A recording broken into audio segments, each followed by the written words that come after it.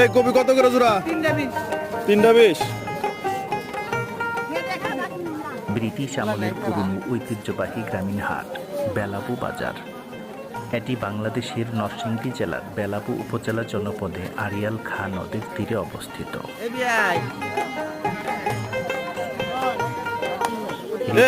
কত কেজি? সবজির বেচাকেনা প্রতি শুক্রবার এখানে হাট বসে সকাল থেকে।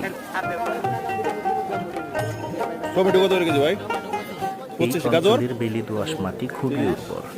বেগুন, টমেটো, মূলা, আলু থেকে শুরু করে বিভিন্ন প্রকার মৌসুমী সবজি জনপ্রিয়।